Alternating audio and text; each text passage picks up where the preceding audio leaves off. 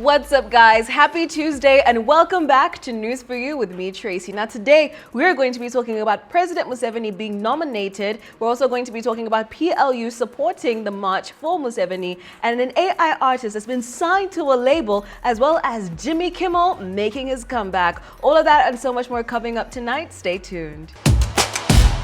President Museveni has been officially nominated by the Electoral Commission to stand for the 2026 presidential elections. He met all the requirements and endorsements, and as part of the nomination protocol, he was given a security vehicle. Now, following the nomination, President Museveni vowed to push Uganda towards being a first world country if re-elected. He cited past achievements like nearly doubling the GDP despite challenges. He emphasized areas for further progress like expanding free education, improving healthcare, as well as ensuring safe water in villages, fighting corruption, and building infrastructure. It's important to note that his nomination did go off without any hitch whatsoever. It was very smooth. Xania Monet, an AI-generated music artist created by designer Talisha Jones, has landed a $3 million record deal with Hollywood Media. Her single, Let Go, Let God, charted on Billboard, and she also received strong performance on various digital song sales charts. Now, the deal has definitely sparked some debate in the music industry, particularly over what it means for artistry, originality, and the role of AI, especially since Suno, the tool that was used to generate her music, is involved in ongoing copyright disputes. Like, it's hard enough for musicians to break into the industry. Now, when they're competing amongst each other, now add AI, who has already landed a $3 million record deal. Really, it's hectic. But you guys let us know what you think about this in the comments. Supporters of the Patriotic League of Uganda marched to Kololo to welcome President Museveni after his nomination this morning as National Resistance Movement's candidate for the 2026 presidential elections. The march started from the PLU headquarters in Naguru, with senior PLU figures like Museveni's brother Michael, also known as Toyota Kaguta, and Pastor Bujingo leading the procession. They later converged at Deliverance Church in Kololo, joining the NRM supporters ahead of the larger rally at Kololo Independence Grounds. President Museveni thanked his party for the renewed trust. So just a reminder, nominations are also going to be taking place tomorrow. So be advised, leave home earlier, work from home if you can, just be advised of the different blockages and make sure that you're not stuck in traffic for 3 hours.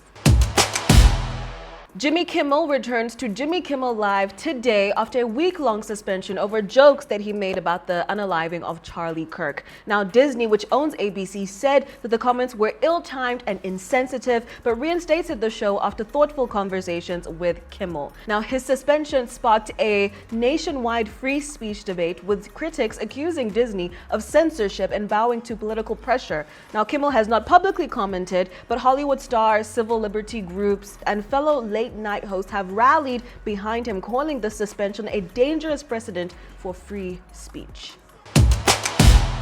It's time for sports. As you know, I am just a girl, but what I do know is that yesterday there was a Ballon d'Or. Take a look at a sports update. Hey, yo, good people, what's up? It's your boy Bashir here, and I'm back with Nina. And tonight we are talking about sports, and it's Ballon d'Or. Last night we had the Ballon d'Or, and yeah, a couple of good results, a couple of some expected things and unexpected things. I don't know, but Nina has some things to tell us about last night. Yeah, so obviously what stood out for me is the fact that Mo Salah didn't show up. I was like, really? But anyway, yeah. Ousmane Dembele came through and was the winner.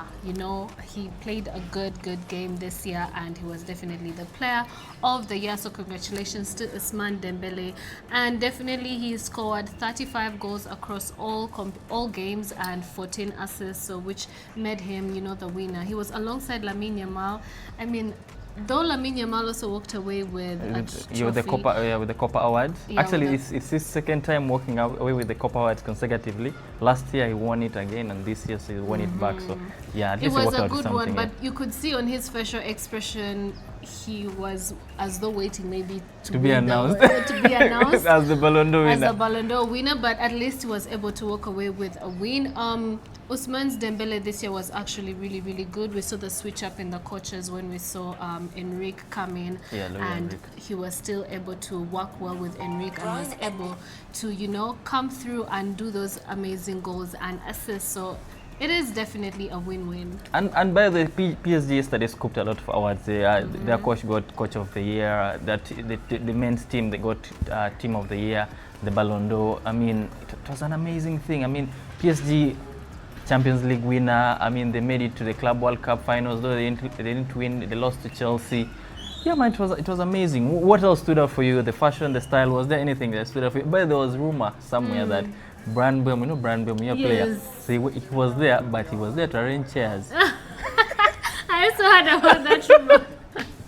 No, but that's a joke, guys. Yeah, but obviously the hosts were amazing. You know, I'm a huge fan of Ket. Yeah. Ket was there, you know, hosting the whole thing. She looked amazing. I think that's what really stood out for me as a female in sports, to see her over there doing her thing. And we had as well the best female footballer from Barcelona. I mean, she also stood out. I mean, how did that go to your end? Yeah, Barcelona's Aitana Bonmati. This is her third consecutive year that she's winning this award, and definitely she deserves it. I mean, she was looking spectacular on stage as well, and it was good to see also Lamine Yamal in there representing Barcelona, also walking away with a trophy and award. So it was a good thing to see. Barcelona is really doing its big one. I think now Lamine Yamal still has chance to win. I mean, he's only 18, so he still has really enough time. There's still a lot of time for him. I mean, he can win the next, can win the other one. So all hope should not be lost for him. He still has a bright future. He could even win it next year. I mean, if he locks in now, I mean, scores, and maybe Barcelona wins the Champions League, you never know, he can actually win it. So yeah, guys, that's been us, and that has been the sports updates with me and Nina. Bye. Peace out. And that's a wrap for today, guys. As you know, the rapture did not happen today, so we're still around for some time. And until then, best believe we will always have news for you. It's a wrap for today. I will catch you in the next one. Bye.